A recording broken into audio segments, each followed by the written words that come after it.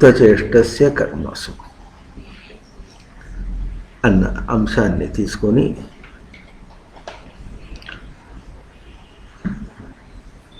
తానెవరో తెలుసుకోవాలి అని విచారణలోకి వచ్చాం. ఈ విచారణలో మనకు ప్రవృత్తి అన్న ఒక అంశం బయటపడింది. ప్రవృత్తి అంటే తనను తాను చెదరగొట్టుకోవటం అని మనం చేస్తున్నాం. చెదరగొట్టుకోవటం అంటే ఉన్నది ఉన్నట్లుగా గ్రహించలేకపోవటం, భంగం కావటం అని చెప్పుకుంటూ వస్తున్నాం.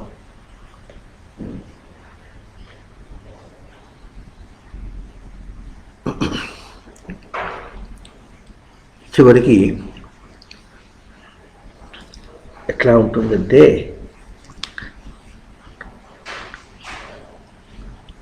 లోకంలో తన అబ్బాయిని తీసుకొని అట్లా వాకిట్లో పోతూ ఉంటే గబుక్కున ఈ అబ్బాయి నావాడు కాదు, అక్కడ పోతే అబ్బాయి నావాడు అంటే ఎట్లా ఉంటుందో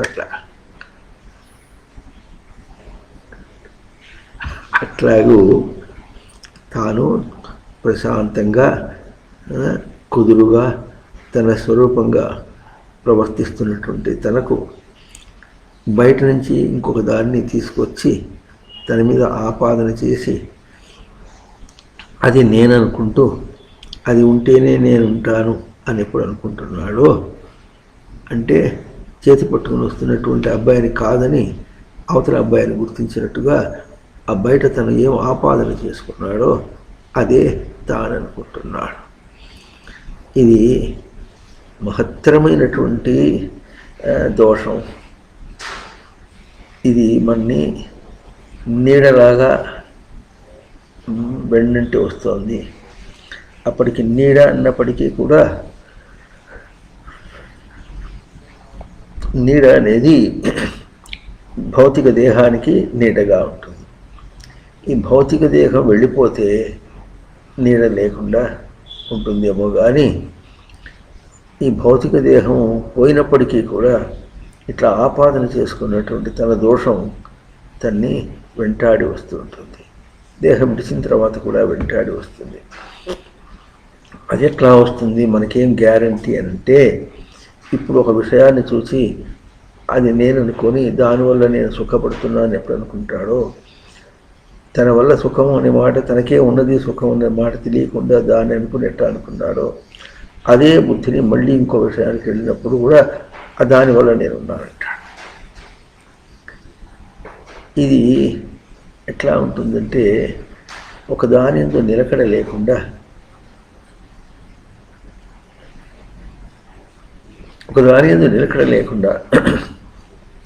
అన్నీ నాకు కావాలని పసిపిల్ల వాళ్ళు ఎప్పుడన్నా మన అల్లరి చేస్తే మనం ఎట్లా విసుక్కుంటాము, అట్లా చూసిందల్లా నాకు కావాలి, ఆ చూసిందల్లా నేనే, కనబడిందల్లా నేనే, విన్నదల్లా నేనే, ఇంకా తిన్నదల్లా నేనే, ఇంకా అన్నీ ప్రతి ఇంద్రియానికి ఈ విధంగా నేనే అనుకుంటూ ప్రవర్తించేటటువంటి ఆ దుష్టం ఎట్లా ఉంటుందో ఆ దుష్టాన్ని మనం అనుభవిస్తున్నాం. దాంతో పాటుగా ఏమొస్తుంది, అది తను కాదుగా, అది వెళ్ళిపోతుంది. మారుస్తున్నానంటే అప్పటికి ఏ రూపం, చూసిందల్లా నేను అనుకుంటే ఎన్ని నేనులు, ఇన్ని నేను లేదు కదా. అట్లా మారిపోతూ ఉన్నందువల్ల ఇంకో రోజు ఇంకోటి ఏంటంటే ఈ రోజుల్లో ఫ్యాషన్ అంటే ఏమిటి, fashions change, fashions do change, fashions have to change. ఫ్యాషన్లు మారుతాయి, ఫ్యాషన్లు మారుతూ ఉంటాయి, ఫ్యాషన్స్ మారాలి, అప్పుడు కదా మనం గొప్ప అనుకున్నటువంటి వాడు. చూడండి ఎట్లా ఉంటుంది, పరుల పరుల చెంత ఉండి తన కాని వాళ్ళ చెంత ఉండి వాళ్ళ మోచేతి మీద నీళ్ళు తాగాలంటే తను ఎట్లా అవుతాడు? ఈ మాట కొంచెం ఆలోచించకుండా భారతదేశం వాళ్ళకే ఇది తెలియకపోతే, అవునా, భారతదేశం వాళ్ళకే తెలియకపోతే అన్న విషయం వచ్చినప్పుడు సందర్భంగా ఒకటి చెప్పుకుంటాం. నిన్న స్వాతంత్ర దినం సందర్భంగా మాది భారతదేశము అని ఒక చక్కటి వీడియోని తెలుగు, ఇంకా ఇంగ్లీషు, హిందీ, తమిళం, కన్నడ అన్ని భాషల్లో కూడా శ్రీకృష్ణానంద మఠం నుంచి ఇక్కడ హ్యూమన్ రైట్స్ యూట్యూబ్లో హ్యూమన్ రైట్స్లో అవి అప్లోడ్ చేయబడినాయి. చక్కగా చూడండి, దానిలో తేడా ఉంటుంది. భారతదేశం అంటే దేశము ఆదర్శం అన్నారు. ప్రపంచానికి ఆదర్శంగా ఒక ఉన్నత సంస్కారం ఏమిటంటే తన మీద తాను ఆధారపడి ఉండటం, తన స్వరూపం తన దగ్గర పూర్ణంగా ఉన్నది, తనకి ఏమీ కొరత లేదు అని తెలుసుకునేటట్టుగా మన భారతీయ జెండా కూడా ఎట్లా ఉంటుందో ఆ పాటలో వస్తుంది. ఇది స్వదేశీయ ఉద్యమం అంటారు. అక్కడికి దేశం అంటే కూడా దేశం అంటే మట్టి కాదు, దేశం అంటే మనుష్యులు అని గురజాడ అప్పారావు గారు ఒకప్పుడు వాళ్ళ లౌకిక దృష్టిలో కూడా చెప్పినటువంటి వాక్యాలే. కనుక దేశం అంటే దిశ అతిసర్జనే అని తనకు ఒక దిక్కు, ఒక అవకాశం. దిక్కు అంటే నేను ఏ దిక్కు పోవాలి అంటే భారతదేశం అన్నారు. భారతదేశం అంటే భారతము అనేటటువంటి దిక్కు, ఇది అవకాశం. భారతం అంటే పుస్తకం ఏం చెప్పింది, భారతం అని మహాభారతం పుస్తకం అనుకుంది. అదంతా ఏం చెప్పిందో ఒక మాటలో ఇప్పుడు మనం చెప్పుకుంటే అదే మనకు దేశం ఎట్లా అయిందంటే స్వభాసి స్వయం రమతే అన్నారు. తనకు లోపల నుంచి ఏమి ప్రకాశిస్తోందో దాని అందే తాను ఎప్పుడు కూడా క్రీడిస్తూ ఉంటాడు. అందుకని మాది భారతదేశము, లోపలి వెలుగు క్రీడారంగం మనకు అంటున్నారా. లోపలి వెలుగు మనకు క్రీడారంగం.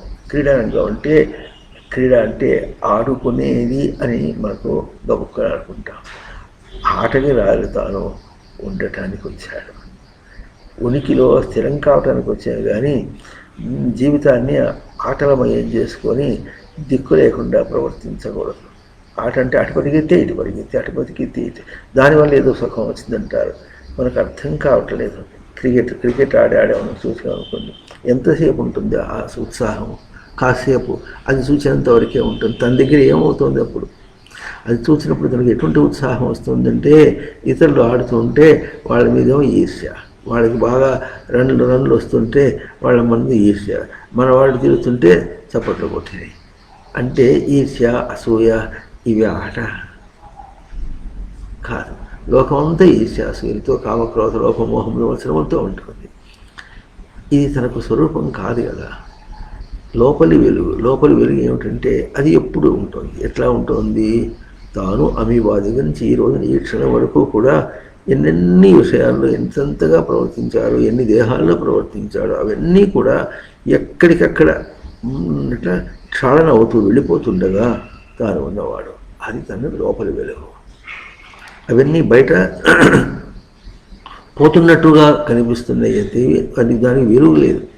దానికి ఏం వెలుగు ఉన్నది అంటారంటే ఎంతవరకు పట్టుకుంటే అంతవరకు. తను అవునంటే అవునన్నట్టు, కాదంటే కాదన్నట్టు. తనతో ఆధారపడి ఉన్నాయి అవన్నీ కూడా. తాను తన మీద ఆధారపడి ఉన్నాడు. దీనికి మంచి ఉపమానంగా మనకు దేహంలో కూడా శిరస్సు ఉంటుంది. శిరస్సు ఎట్లా ఉంటుంది? శిరస్సు యొక్క అధీనంలో, కంట్రోల్లో దేహం అంతా ఉంటుంది. దేహం యొక్క అన్ని స్విచ్చెస్ అన్నీ కూడా అక్కడ పైన ఉంటాయి. ఆ తర్వాత మరి శిరస్సు తన అధీనంలో తాను ఉంటుంది. అంటే తన అధీనంలో తానుండి అన్నిటినీ తన అధీనంలో పెట్టుకొని చెలించకుండా ఉంటాం అనేది ఎట్లా ఉంటుందో ఆ శిరస్సు ఎట్లా ఉండాలి, ఆ మెదడు ఎట్లుండాలి, స్థిరంగా ఉండాలి. ఇది లోపలి వెలుగు క్రీడారంగం. మేము భారతీయులం, మా జీవనం ఇది విజ్ఞాన వేదిక. విజ్ఞాన వేదిక. విజ్ఞానం ఎక్కడ ఉంటుంది? తన దగ్గర ఉంటుంది. లోకంలో చెడబడ తిరిగి ఆడుకునేటటువంటి వాళ్ళకి ఏమీ తెలియదని నిఖరంగా ఉండి ఒక పద్ధతిగా జీవించడానికి ఏదైనా సరే ఏ రంగంలోనైనా సరే కృషి చేయాలంటే నికరంగా ఉండి నిశ్చలంగా ఉండి చేసేవాడికే అందుతుందనే మాట మనకు లోకంలో బాగా తెలుస్తుంది. కానీ లోకంలో అంత ఏదో ఒక రంగంలో నిష్ణాతులు కావాలని, ఎక్స్పర్ట్ కావాలని ఎంతో ప్రయత్నం చేస్తున్నటువంటి మనుషులకు కూడా తానెవరో తెలుసుకోవాలనే మాట మాట్లాడలేదు. ఆ నిష్ణాతులత్వం, ఎక్స్పర్టైజ్ తనకి రావాలంటే తాను తన నుంచి ఏమి ప్రయోగం చేస్తున్నాడు. చూడండి, బయట నిశ్చలంగా ప్రయత్నం చేయాలంటే నిశ్చలమైనటువంటి ఆయుధం తన దగ్గర ఉండాలి. తనకి ఏం ఆయుధం? తనే ఆయుధం, నిశ్చలమైనటువంటి ఆయుధం. లోకంలోనే సాధించాలంటే తను నిశ్చలంగా ఉండాలి. మరి నిశ్చలంగా ఉంటే లోకాన్ని సాధిస్తాడా? లోకాన్ని వదిలేశాడు. నిశ్చలంగా ఉండి ఎంత పని చేసినప్పుడు కూడా అవన్నీ పోయినాయి. నిశ్చలత్వము తనకు తెలివిగా తన దగ్గరే ఉండిపోయింది. అది తనకు లోపలి వెలుగు. అర్థమవుతుందా? మన నిశ్చలమైన వాడు దేహం మీద ఏవో షోకులు వేసుకొని దాన్నందు తనకేదో గొప్ప వస్తుంది అని అనుకునేవాడు నిశ్చలత్వం కాదు కదా. అర్థమవుతుందా? లోకంలో దేహం అంటూ వచ్చింది కనుక దేహాన్ని శుద్ధి చేసి దానికి ఇంత మేత పడేస్తే దేహాన్ని వాడుకోవచ్చు. అంతవరకు తాను అటువంటి చేష్టల్లో ఎక్కడ ప్రవర్తిస్తున్నాడో అక్కడ లౌకిక దృష్టిగా ఆలోచించినా, ఇంకొంచెం సాధన దృష్టిగా ఆలోచించినప్పుడు కూడా తాను చెల్లించడం లేదన్నా. కానీ అక్కడ కూడా ఎట్లా ఉండాలి? బ్రతకడం కోసం తినాలి కానీ తినటం కోసం బ్రతకడం కాదు అన్నమాట మనకు తెలుస్తుంది. అంటే అప్పుడు ఆ నిత్యావసరాలకి అనే కూడా ఎట్లా ఉండాలి? అంత పరిమితం చేసి తినటం కోసం బ్రతకూడదు, బ్రతకడం కోసం తినాలి అన్నమాట. ఆ తర్వాత దేహానికి స్నానపానాలు ఎందుకు చేయాలంటే, స్నానం ఎందుకు చేయాలంటే శుచిగా లేకపోతే అది తనలో తనకు కిలుక్కుంటుంది, అది చెడిపోతుంది. అది చెడిపోతే దాంతో తను పని చేయలేడు. స్కూటర్ తుడుచుకునేట్టు పోతున్నాడు, అట్లా దేహాన్ని రోజు స్నానం చేసి వాడుకోవాలి. అర్థమవుతుందా? ఇది తనకు సాధనకు పనికి వచ్చే విధంగానే, అది కాకుండా ఇంకా అటు ఇటుగా అనుకొని దానిలో ఏదో షోకులు కులు ప్రవృత్తి చే మోసానికే. అర్థమైందా అబ్బాయి? అర్థమైందా అమ్మాయి? అర్థమవుతుందా? సోకుల్లో చంచలం అవుతున్నాడనే మాట మనకు భారతదేశంలో తన యందు తాను క్రీడించేటటువంటి వాడికి బాగా తెలియాలి. ఈ భారతదేశం ఈ విధంగా తన యందు తనకు క్రీడ అన్నటువంటి విషయంలో బయట ఎట్లా ఉంటారు? మనకు ఆదర్శ పురుషుడు పరమశివుడు అని ఎట్లా మృగచర్మం కట్టుకొని తిరుగుతున్నటువంటి వాళ్ళు అని మనకు కేవలం ఒక దైవాన్ని బయటగా చెప్పుకున్నప్పటికీ ఇటువంటి ఆదర్శాన్ని మనకు చూపించింది. హనుమంతుడు ఎట్లా ఉన్నాడు? మళ్ళా ప్యాంటుతో కేసం తిరిగాడా? పరమశివుడు ప్యాంటుతో కేసం తిరిగాడా? కోతులు ఎవరైనా ప్యాంటుతో కేసం తిరిగినాయా? లేదు. రాముడు ఎవరైనా ప్యాంటుతో కేసం తిరిగాడా? కృష్ణుడు ప్యాంటుతో కేసం తిరిగాడా? అర్జునుడు ప్యాంటుతో కేసం తిరిగాడా? ఆ రోజుల్లో ఉందని అర్థం కాదుగా. ఏ దైవాన్ని కొలుస్తున్నామో వాళ్ళంతా ఎట్లా ప్రవర్తించారు? మహాభారతంలో మొదటి నుంచి చివరి దాకా చెడిపోయిన వాడైనా బాగుపడిన వాడైనా కూడా తనలో ఉన్నటువంటి ప్రకాశంతోనే ప్రవర్తించారు. తను చెడిపోవాలన్నా తనలో ఉన్న దోషంతో చెడిపోతున్నాడు, బాగుపడాలన్నా తనలో ఉన్న శిష్టత్వం చేతనే, సరైనటువంటి సంస్కారం చేతనే తాను బాగుపడుతున్నాడు. అర్థమవుతుందా లేదా? ఈ విధంగా తనకే తనకు తెలుస్తూ ఉండగా, ఈ విధంగా తనకే తెలుస్తూ ఉండగా తానెవరు?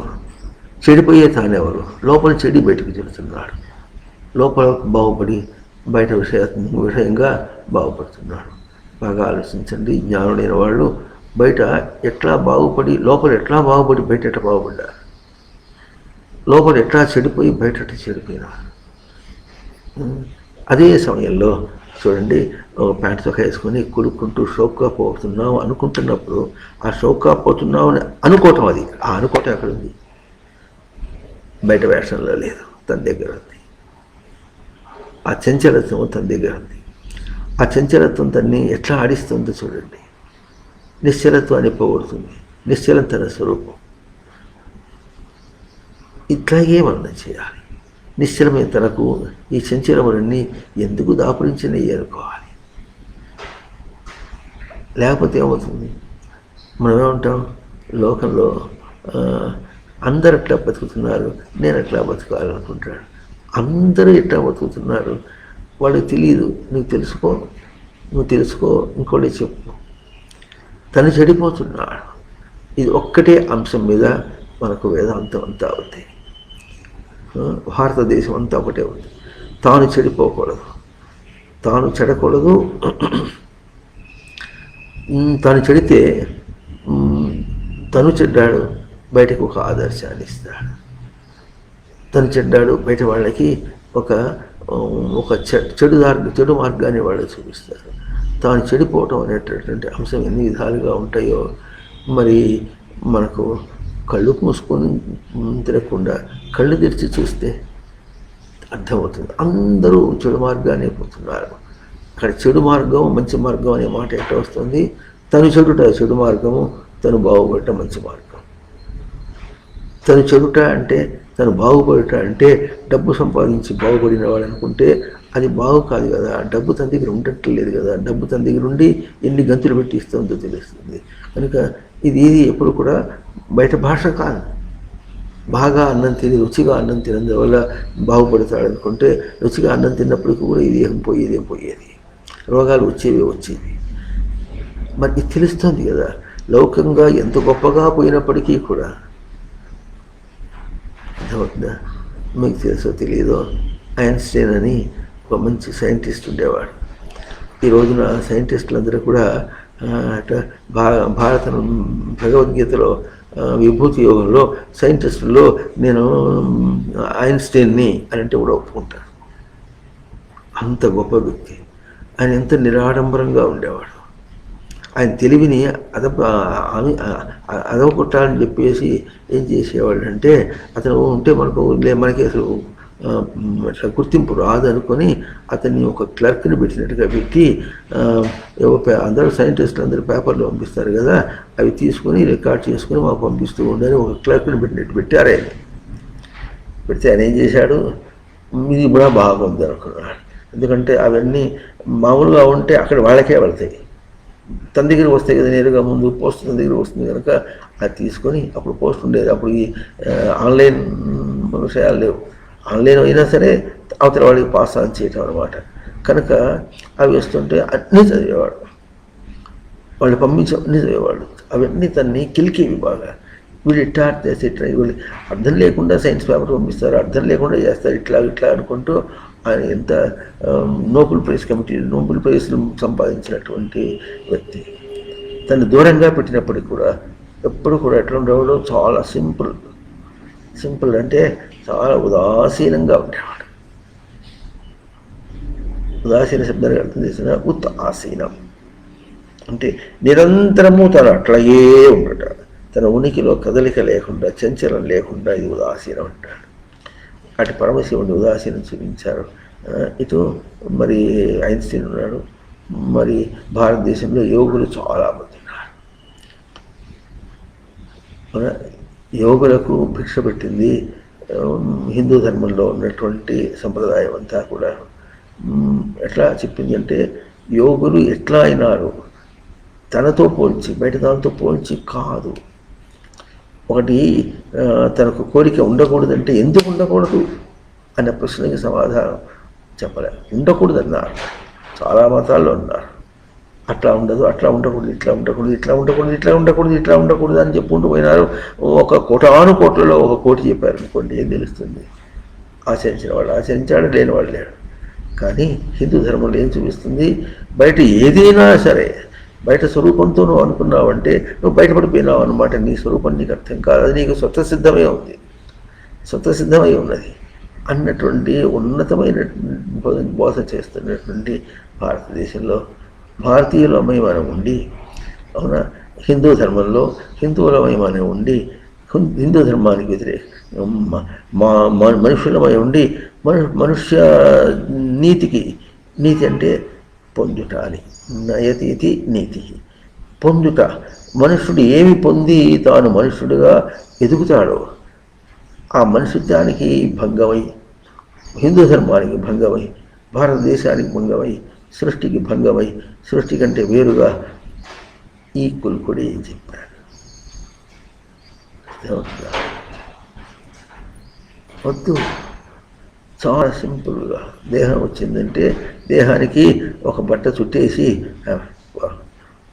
ఎంతైనా పనిచేయచ్చు. అది తనకు అలంకారం అయింది అని, ఒక ఆభరణం వేసుకుని అలంకారం అయిందని కొంతమంది ఉంటారు. 5 వేలకే 5 ఉంగరాలు పెట్టుకుంటారు. ఏం చేస్తారో అర్థం కాదు. అన్నం తిన్నప్పుడు దాని నిండా అవుతుంది, అది ఎంగిలిపోతుందా పోదు, దాని జిడ్డుపోతుందా పోదు. ఏం చేస్తాడు ఈ ఉంగరాలు పెట్టుకుని? ఉంగరాలు అంటే అర్థమేమి? అన్నీ అతకబెట్టుకున్నటువంటివి, అన్నీ తను ఎట్లా పాడు చేసుకోవాలని నేర్చుకున్నటువంటివి. పుట్టింది కనుక దేహానికి కావాలి కనుక ఓ బట్ట చుట్టేయాలన్నారు.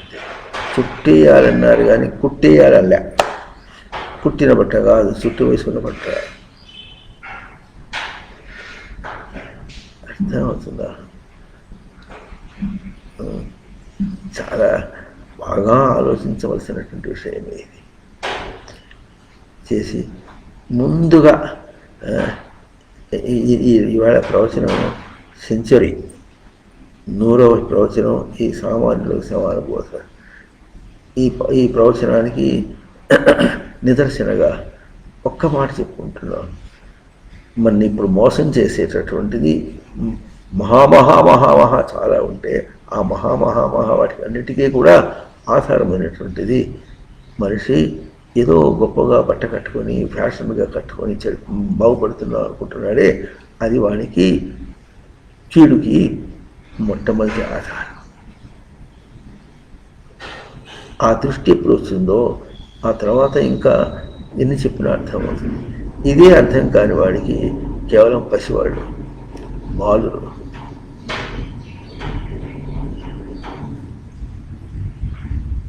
అర్థమవుతుందా? అది మనకు ఎట్లా కంటికి పొరలు కమ్మినట్టుగా వచ్చేసి మనం తెలుసుకోనికుండా బయట కనిపించకుండా ఎట్లా చేస్తుందో అట్లాగే మన దృష్టికి పొరలు కమ్మి తనను తాను చూసుకోనికుండా చేస్తుంది. లోకంలో ఆలోచించండి, ఏదో ఒకటి అనుకునేటప్పటికీ అటగముఖం ప్రవర్తించి తను తాను మోసం చేసుకోవటం, లౌకికంగానే మోసం చేసుకోవటం మనకు బాగా పరిచయమే. అటువంటి వ్యక్తి మరి లోకంలోనే మోసపోతున్నాడు తన ప్రవృత్తి చేత. మరి ఆధ్యాత్మికంగా దీనిలో ఆధ్యాత్మికంగా లోకంలో అన్నటువంటి రెండు విషయాలని ఇంకొక పరిభాష చెప్పుకుంటే బయట జీవితంలోనూ తను నేను అన్న జీవితంలోనూ. బయట జీవితం అంటే ఈ దేహంతో ఉన్నంత కాలము ఎట్లా జీవిస్తున్నాను అనుకుంటున్నాము, ఇది బయట జీవితము. దేహం విడిచిన తర్వాత ఎట్లా ఉంటాను, ఈ దేహం విడిచిన తర్వాత అన్న విషయంలో కూడా ఒకనొక విషయంలో ప్రవర్తిస్తూ ఈ విషయం విడిచిన తర్వాత నేను ఎట్లా ఉంటా, ఈ విషయం నాకు ముందుకు పోవటానికి తన గొప్పతనానికి తను తాను దర్శనం చేయటానికి ఎట్లా పనికి వచ్చింది అన్న ప్రశ్న అక్కడ వేయకుండా, ఆ ప్రశ్నకు సమాధానం తీసుకోకుండా ఇంకొక విషయానికి పోవటానికి తాను అర్హుడు కాడు. అర్థమవుతుందా? ధర్మాలు ఇవన్నీ ధర్మస్వరూపాలు, ధారణ స్వరూపం. చూడండి, ఇన్ని విషయాల్లో ఎక్కడ ధారణ చేయగలిగాడు? తన వెంట్రుకల్లో కాదు, తలలో కాదు, కన్నులో కాదు, ముక్కులో కాదు, నోట్లో కాదు, చెవుల్లో కాదు, స్పర్శలో కాదు, గుండె మీద కాదు, వీపు మీద కాదు, భుజాల మీద కాదు, ఏ విషయాలు తను మోసపోయేట్లా పోయినాయి. ఏం మోస్తున్నాడు? నేను. ఆ నేను ఎట్లా తీసుకున్నాడు? ఇప్పుడు బయట విషయాలతో ప్రవర్తించి అది పోగొట్టుకున్నటువంటి నేను, పోగొట్టుకున్నటువంటి నేను, అది పోగొట్టుకున్న నేను అంటున్నాను కానీ అది బంధిస్తుంటే ఆ బంధాన్ని నుంచి నాను కడిగి వేసుకున్నటువంటి నేను అని గుర్తించటంలే. నేను నిలుపుకుంటున్నాడు, అవన్నీ పోతున్నాయి అని చెప్పుకుంటాం. నేను నిలుపుకుంటున్నా, అన్నీ పోయినాయి. ఒక్కటి కూడా నీకోసం వెళ్ళకుండా బయట విషయాలు అన్నీ పోయినాయి. ఈ క్షణం వరకు అన్నీ పోయినాయి. ఈ క్షణంలో ఉన్నది కూడా పోయి తర్వాత అవతల దానిపోతావు. సూత్రం అది. ఈ సమయంలో ఏ విషయంలో ఏ దృష్టితో ప్రవర్తిస్తున్నావో ఆ విషయమో ఆ దృష్టిని కూడా విడిచి, ఆ విషయాన్ని విడిచి తాను ఉంటాడు. ఇది తనకు నగ్న సత్యం, ప్రతి ప్రాణికి తనకు జరుగుతున్నటువంటి విషయం. ఈ మాట గుర్తించాలి. ఆ మాట అటు జరుగుతున్నప్పటికీ కూడా తాను ఎట్ట వచ్చేస్తున్నాడు, అయ్యో అది పోయిందే అన్న చింతనతో తాను ఉన్నాడు. చింతపడి ఏమన్నా వస్తుందా? అయిపోయిన దానికి బాధపడి ఏం లాభం? లోకంలో మనం చెప్పుకుంటాం, అయిపోయిన దానికి బాధపడి ఏం లాభం. అట్లాగే పోయిన దాని గురించి విచారణ చేసి లాభం ఉంటుంది కనుక ఆ పోవటం అనేటటువంటి తనకు ఎంత గొప్ప విశేషం అంటే, దేహం పోయేటప్పుడు తనకు ఏం కావాలనో అది పుట్టినప్పటి నుంచి అభ్యాసం చేస్తున్నాడు. పుట్టి ఇంకా పెరుగుట అన్న అర్థం. ఎట్ట పెరుగుతున్నాడంటే, మనం అనుకుంటాం నాకు ఇప్పటికీ 40 సంవత్సరాలు వచ్చినాయి అన్నాడు అనుకోండి. 40 సంవత్సరాలు వచ్చినాయని ఒక కౌంట్, ఒక లెక్క వేసుకున్నట్టు అన్నాడు. 40 సంవత్సరాల్లో ఎన్ని దాటిపోయిన సంవత్సరాలు మళ్ళీ వస్తాయా? రావు. అవి ఎట్లా వస్తాయి? 41, 42 అంటుంటే ఎటువైపోతున్నాం? గడచు కాలం ఆయువు సత్వరం అతి శీఘ్రమని కాదే అని. వయస్సు పెరుగుతూ ఉంటే తను ఇంకా దేహంలో ఉండవలసినటువంటి కాలము తగ్గుతోంది అని అర్థం. అర్థమవుతుందా లేదా? అది చెప్పక చెప్పింది. మనం ఏం చేస్తామంటే, నాకు 75 సంవత్సరాలు వచ్చినాయని కులికేవాడు, 60 సంవత్సరాలు వచ్చినాయని కులికేవాడు. అది కులికే విషయమా? 75 సంవత్సరాలంటే ఇంకా ఎన్నాళ్ళు బతుకుతాను నమ్మకం లేదు. మీ ఇంట్లో వాకిట్లో వస్తుంటే డోర్ మ్యాట్ అంటారు సరే, ఎవరన్నా వచ్చి కాళ్ళు తుడుచుకుని బయట లోపలికి వచ్చేది. దాన్ని చూస్తే దాని ప్రకారంగా ఇంతమంది వాడుతున్నారు కనుక ఇంకో సంవత్సరం 2 సంవత్సరాలు ఉంటుంది అని చెప్పచ్చు. కానీ ఈ మనిషి 60 సంవత్సరాలు లెక్కేసుకుంటే, 75 సంవత్సరాలు 80 సంవత్సరాలు లెక్కేసుకుంటే బతికేటటువంటి వాడు మరుక్షణం దాకా ఉంటాడని నమ్మకం లేదు. దేహంతో నమ్మకం లేదు. ఎందుకు నమ్మకం లేదంటే, దేహం ఏం చూపిస్తుందంటే కదిలిపోతూ ఉంటుంది. పోతూ విషయాల్ని నెట్టుకుంటూ ఏమంటావు నిన్నేమని గుర్తించావు? దేహంలో ప్రవర్తించడం కోసం వచ్చావు, ప్రవర్తించి ఏమని గుర్తించావు? నువ్వు ఏమని గుర్తించావు అంటే ఏముంది కనుక 75 సంవత్సరాలకు ఉత్సవం చేసుకున్నా, 80 సంవత్సరాలకు ఉత్సవం చేసుకున్నా, భార్య చేసిపోతే ఏడ్చా, ఉన్ననాడు భార్య చేత ముట్టించుకున్నా. ఇదే నీ చరిత్ర? కష్టాలు పడ్డా నాలికతో అంటుకుంటాడు పెంట మీద పడిన రూపాయి నోటిని, నాలుగుతో లాపుతాడు. డబ్బు కాపీనం, నిలబెట్టుకునే స్వరూపం కాదు. ఎంత సంపాదించాలనుకుంటాడు, ఏం చేస్తాడు? పోయేటప్పుడు తన మీద తన దీన్ని పెట్టి కనీసం చితి మీద పెట్టి కాలుస్తారు ఎవరన్నా? పోనీ అట ఒక గుర్తింపుకైనా సరే ₹1 నోటు పెట్టి కాలుస్తారా?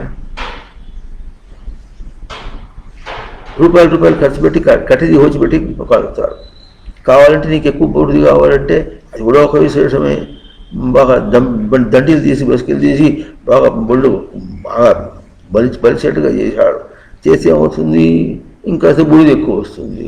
దానికోసం జీవితం అంతా ఖర్చు పెట్టాడు. దానికి ఎందుకు కనుక ఇంకో 2 కట్టుబెళ్ళు పడేస్తే బూడిది ఎక్కువ వస్తుంది. బూడిదిగా నీకు కావాలి. అన్ని పనికిరాని ఆలోచనలే, అన్నీ పనికిరానివే, అన్నీ అనుకోవటాలే. అర్థమవుతుందా? కనుక ఇది తెలివిలేని వాళ్ళ యొక్క స్వరూపం. తానెవరు? బాగా తెలివి ఉన్నవాడు. ఏం తెలివి ఉన్నవాడు? తాను దేహం విడిచినా కూడా ఉండేవాడు. దేహం విడిచిన తర్వాత ఉంటానా లేదా అని గుర్తించుకోవాలంటే ఇప్పుడు ఈ దేహం మీద భ్రాంతి లేకుండా ఉండటాన్ని ఆచరించి చూడు. Be sure. సరే, బీ ష్యూర్ అంటే నిశ్చయం చేసుకొని దృఢం చేసుకొని అప్పుడు అర్థమైపోయింది, నాకు యుక్తి అర్థమైపోయింది.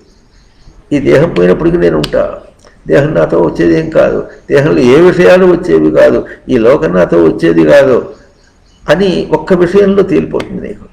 అది లేదు, నేను ఉన్నా చూడు. అవునా, ఎట్లా ఉన్నా నేను, అది ఎట్లా ఉంది, అదేమో భౌతికం, భౌతికం లేదు, నేను ఉన్నా. ఎట్లా ఉన్నాను నేను, అభౌతికంగా ఉన్నాను. మనస్సు బుద్ధి చిత్తం అహంకారంతో అర్థం చేసుకున్నా చాలు. లోపల దాకా పోయి ఉనికి స్వరూపం అర్థం కాకపోతే మనస్సు బుద్ధి చిత్తం అహంకారం ఇట్లా నేను అనుకుంటుంటే తెలిసిపోతుంది. అవునా, ఇంకా మనస్సు బుద్ధి ఏదనుకుంటున్నాం, బుద్ధిని ప్రవర్తింపచేస్తేనే బయట ఇంద్రియం పడుతుంది, దేహం ప్రవర్తిస్తుంది. మనసును ఆపేస్తే, బుద్ధిని ఆపేస్తే, బుద్ధిని చేష్ట ఆపేస్తే బయట దేహం కదలటం లేదు. మరి ఈ దేహానికి ఏదో అట్లా ఆభరణాలు వేసి, వేషాలు వేసి, ఫ్యాషన్లు చేసి నేను అంటున్నా, ఈ పిచ్చి పిచ్చి, మీరు పిచ్చోడేం కాదు మీరు అని తెలుసుకోండి. Is mad after things. తలకాయ పాలు కొట్టుకుంటున్నారు లోకంలో పడి, అది అది అది అది అనుకుంటూ. కనీసం ఆదర్శానికైనా ఒక 10 మంది అట్లా ఇనుప వంటి మనుషులు ఉండాలి. ఇనుప వంటి మనుషులు ఉన్నారు. ఇనుమైన ఎప్పుడు విరుగుతుందేమో, కరగొడితే కరిగిపోతుందేమో, కరిగిపోకుండా విరగకుండా ఉండాలి. అటువంటి మనుషులు, చెదరిపోయినటువంటి మనుషులు ఒక 10 మంది ఉంటే ఈ భారతదేశాన్ని, ఈ ప్రపంచాన్ని కూడా తాను పునరుజ్జీవం చేస్తాడు. అర్థమైందా? డబ్బు సంపాదించి ఏమో పిచ్చి పిచ్చి భావాలు పెట్టుకుని దేశాన్ని ఉద్ధరిస్తామంటే అయిపోయి చూడలే. మన కళ్ళ ముందర మనవారలెందరో మట్టి పాలైనారు మేలుకో, మనము వారేగిన మార్గమున చనవాల, మనకేల ఈ భ్రాంతి మేలుకో. ఓ జీవా, ఓ బుజ్జి మేలుకో, ఓ మనిషి మేలుకో, ఓ మానవుడా మేలుకో. ముట్టుకుంటే విరిగిపోయేటటువంటి ఉపాయాలు పెట్టుకొని, లౌకిక ఉపాయాలు పెట్టుకొని దేశాన్ని ఉద్ధరిద్దామంటే, మానవుల్ని ఉద్ధరిద్దామంటే ఏది ముట్టుకున్నా విరిగిపోయేదే, మరు క్షణం దాకా ఉండదే, తృప్తిని ఇవ్వటం లేదే. ఈ మాటలు బాగా అర్థం కావాలి. పైపైన పరిగెత్తద్దు, పైపైన పరిగెత్తద్దు. అయిపోయింది, చూసాం కదా, ఎంతమందిని చూసాం. ఎన్ని సంవత్సరాల జీవితం గడిచిపోయింది. ఎట్లా ఆలోచించాలి?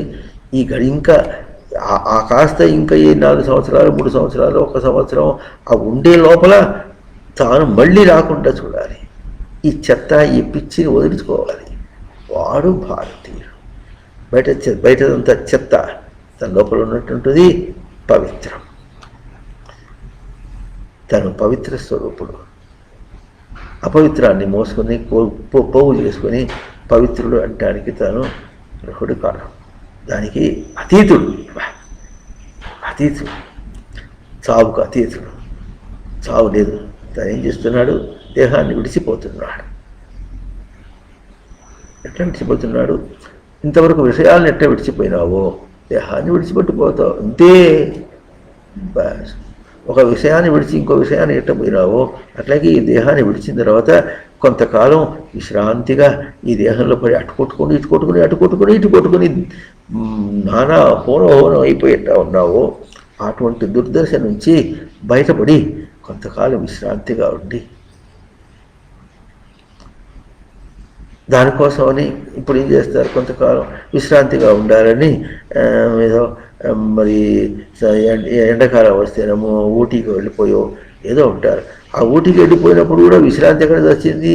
సంసారం అంతా తీసుకుని పోయి ఆ సంసారం అందరి ఎవడికోవాలి ఎవడికి ఉంది, ఎవడి ప్రవృత్తి వాడికి ఉంది. అక్కడ అన్నీ కొనుక్కుంది అవస్థపడి ఏదో భోగం కోసం ఉన్నట్టుగా మనం పోతున్నామే కానీ విశ్రాంతికి పోవటం లేదు. కళ్ళు మూసిన ఒక్క గంటసేపు కూర్చుంటే విశ్రాంతి వస్తుంది అనుకుంటే ఆ విశ్రాంతి ఏం చూశాడో ఇది కూడా ఆలోచించాలి. విశ్రాంతిని ఏం చూశాడో అక్కడి నుంచి లేచిన తర్వాత ఇక పరువుడే పరుడు కుక్క పరుడు పడినట్టు విశ్రాంతిని రుచి చూసిన వాడైతే తర్వాత జీవితం ఎట్లా ఉంటుంది? విశ్రాంతిగా ఉంటుంది. అది లేదుగా. Things talk more about you then how you understand yourself. నిన్ను నీవు ఎట్లా అర్థం చేసుకుంటున్నావో దానికంటే నిన్ను గురించి నీ బయట ప్రవర్తన అంతా బాగా చెప్తోంది, విస్తారంగా చెప్తోంది. ఓహో ఇదా, ఆహా ఆహా మీసమా, ఆహా జీన్స్ ప్యాంటా, ఆహా టీ షర్టా, ఆహా టైటా, ఆహా ఇట్లా చుడీదార్ వేషమా, అమ్మాయి అది పెయింట్ వేసుకున్నావా, ఆహా అంటుంది. ఎవరంటున్నారు? వింటే తెలుస్తుంది ఎవరంటున్నారు. తానే అంటున్నాడు. ఆ దొంగ తానే, తను మోసం చేసుకున్న దొంగ, చీట్ తానే, మోసగాడు తానే. ఏమన్నా అర్థం ఉందా? పెయింట్ పుట్టుకున్నట్టుగా బట్ట వేసుకుంటే మరి తొడలు వెనకాల అన్నీ కనిపిస్తూ ఉంటే మగవాడిని ఆకర్షించి ఏం బతుకు ఇది? భారతీయుల బతుకు కాదు ఇది. అంటారు వాళ్ళంతా. వాడు ఎవరంటే దొడ్డి కోసుకుంటే కడుక్కోవడం చేతకాని అంటున్నాడు, తుడుచుకునేవాళ్ళు. ఇప్పుడు చదువుతున్నా ఆ తుడుచుకునే బట్ట, దాని పేరు ఏదో ఉంది. ఆ బట్ట ఏం బట్టది? Tissue paper. ఆ టిష్యూ పేపరు ఆ బట్ట మరి తుడుచుకుంటే అది అట్లా అడుగుతున్న బాడేస్తే మరి దాని మీద కరోనా వస్తుందని దాన్ని ఇప్పుడు ఏం చేశారు? బ్యాన్ చేశారు. చచ్చూరుకుంటారు. కడుక్కోవడం అంటే కడుక్కోవడానికి తుడుచుకోవడానికి ఎట్లుంటుంది? అన్నం తిని దాంతో తుడుచుకుంటే జిడ్డు పోతుందా? Microscopic scientist, the microscopic scientist, చూడు దాని మీద ఎంత జిడ్డు ఉంటుందో, ఎంత దుమ్ము అంటుకుంటుందో, ఎన్ని క్రిములు అంటుకోగలవో. దాంతో తుడుచుకోవడం ఫ్యాషన్ అంటే ఏమనాలి? Is it scientific? Is it hygiene? అవునా? దేహాన్ని అట్లా కులికేటట్టుగా ఎగిరేటట్టుగా అనుకుంటే యువర్ నాట్ స్టేబుల్ ఈక్విలిబ్రియం కావాలి. he is stable within himself. Stability is always within self, tanlo tan. Unstability is external touches. బయట దాంతో సంబంధం పెట్టుకుంటే అన్స్టేబుల్ తెలిసిపోయారు. మన పిల్లల్లోనే పిల్లలు లేకపోతే ఇల్లు ఎట్లా ఉంటుంది? ప్రశాంతంగా ఉంటుంది. ఆ పిల్లలు ఉంటే గోల, మనకు ఆ గోల కావాలి. పిల్లలు ఉంటారు, పిల్లలు ఉంటే దాని చివరికి ఆ గోల కావాలని ఏమంటారు? కళకళలాడుతూ పిల్లలు ఎగురుతూ అటు ఇటు ఆడుకుంటుంటే, వాళ్ళ కోసం తను అటు ఇటు ఆడుకుంటుంటే, వాళ్ళ కోసం ఆ వంటింటి ఆవిడ పడి వచ్చి అవి చేసి ఇవి చేసి పెడుతూ ఉంటే, వాళ్ళు తిని అవతల పారేస్తూ ఉంటే, కిందంతా పోస్తుంటే, నీళ్ళు కింద పోసి గ్లాసులన్నీ కింద వరకు పోస్తుంటే, అవి తుడుచుకుంటూ ఉంటుంటే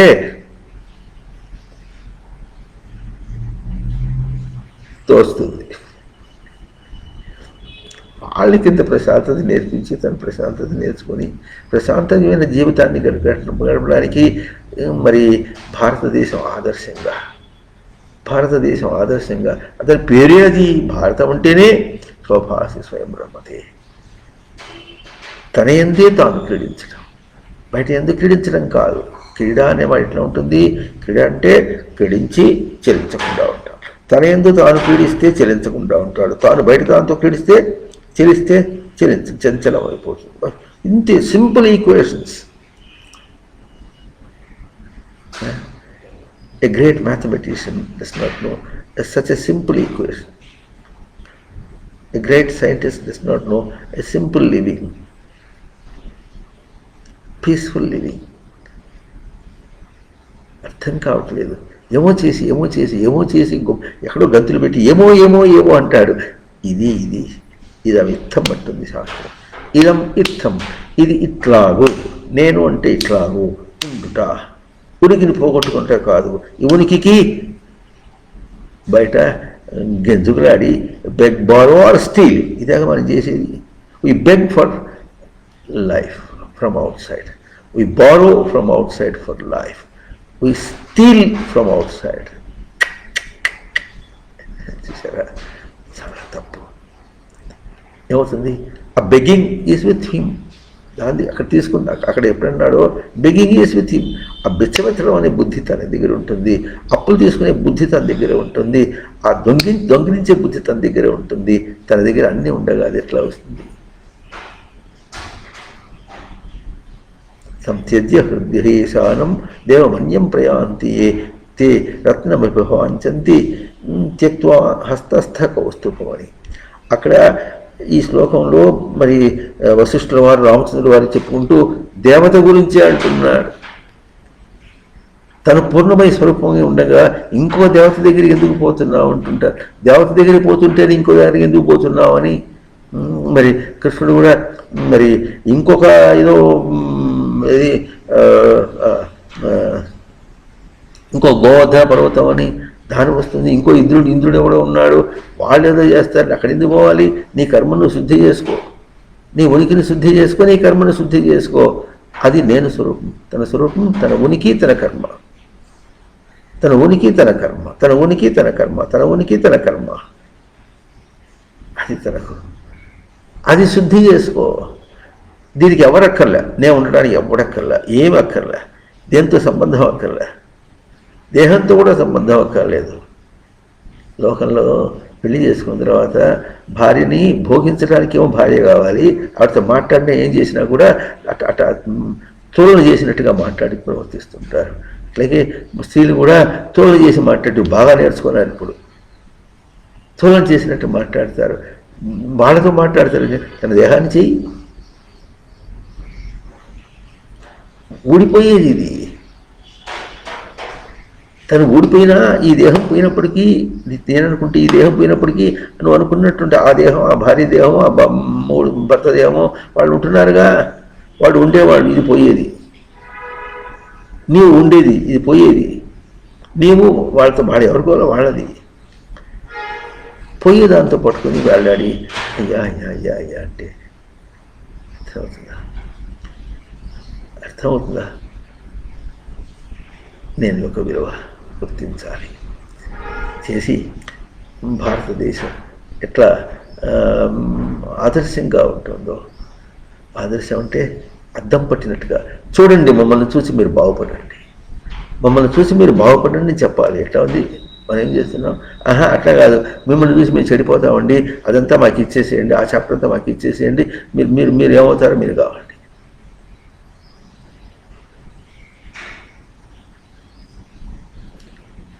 టిష్యూ పేపర్ పెట్టి తుడుచుకునేటటువంటి భారతదేశం మనుషులు ఉన్నారంటే నోటితో కాదు నవ్వాల్సింది, ముడ్డితో నవ్వాలి. అర్థమవుతుందా? ముడ్డితో నవ్వాలి.